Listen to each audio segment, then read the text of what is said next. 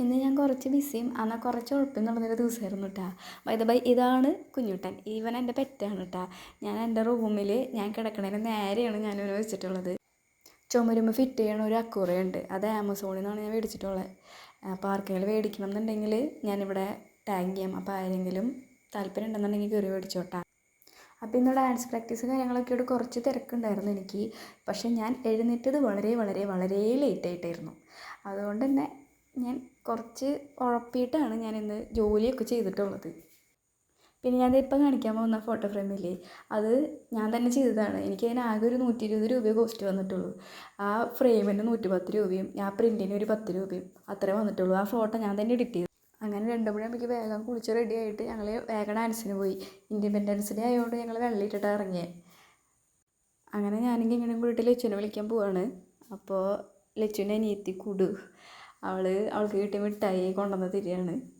അതിന് എന്ത് കിട്ടിയാലും മറ്റുള്ളവർക്ക് കൊടുക്കണം എന്നുള്ളൊരു ചിന്തയൊക്കെ ഭയങ്കരമായിട്ടുണ്ട്. അങ്ങനത്തെ ഒരു ടൈപ്പാണ് ആൾ. പിന്നെ ആ ഉടുപ്പിട്ടത് കിങ്ങണി, മറ്റേ ടീഷർട്ട് ഇട്ട് പോകണത് ലച്ചു. ഇവർ രണ്ടാളും 9ാം ക്ലാസ്സിലാണ് പഠിക്കണത്.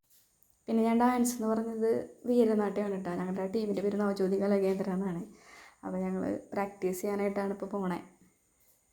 അങ്ങനെ ഞങ്ങൾ അമ്പലത്തിൻ്റെ അവിടെ എത്തിയപ്പോൾ അവിടെയൊക്കെ കൊടിയുയർത്തിയിട്ടുണ്ടായിരുന്നു. കൈരളി ക്ലബിൻ്റെ അവിടെ, അമ്പലത്തിൻ്റെ അവിടെ.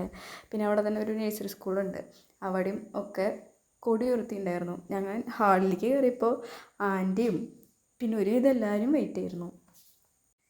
ആൻറ്റിയുടെ ആ ഷോൾ കണ്ടപ്പോൾ എനിക്ക് നല്ല ഇഷ്ടമായി. അപ്പോൾ ഞാൻ വിചാരിച്ചു അത് മേടിച്ചിട്ടിട്ട് ഒരു വീഡിയോ എടുത്താലോ എന്ന്. അങ്ങനെ അത് മേടിച്ചിട്ട് ഞാനൊരു വീഡിയോ ഒക്കെ എടുത്ത് നിൽക്കുമ്പോൾ വിനായകേച്ചി വന്നു. വിനായകേച്ചീനെ ഇപ്പോൾ കാണും. വിനായകേച്ചി ഒരു സർവകലാ വല്ലഭയാണ്. ആൾ നന്നായിട്ട് പാട്ട് പാടില്ല, ഡാൻസ് കളിക്കും, പിന്നെ കോമഡി പറയും.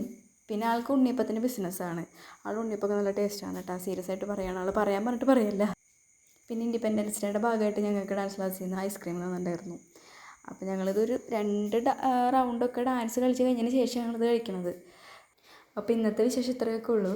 ഞാൻ നാളെ കുറച്ചും കൂടി ബെറ്ററായിട്ട് വീഡിയോ എടുക്കാനും എഡിറ്റ് ചെയ്യാനും ഒക്കെ നോക്കാം. നമ്മുടെ കിങ്ങിന് ട്യൂഷൻ കഴിഞ്ഞ് വരവട്ടത് അവൾ നടന്നു തന്നെ കണ്ടപ്പോൾ ഞാൻ വെറുതെ വീഡിയോ എടുത്ത് വെച്ചതാണ്. അപ്പോൾ ഇനി ഇതിനേക്കാളും കൂടുതൽ വിശേഷങ്ങളായിട്ട് നാളെ ഞാൻ വരാം. ബൈ.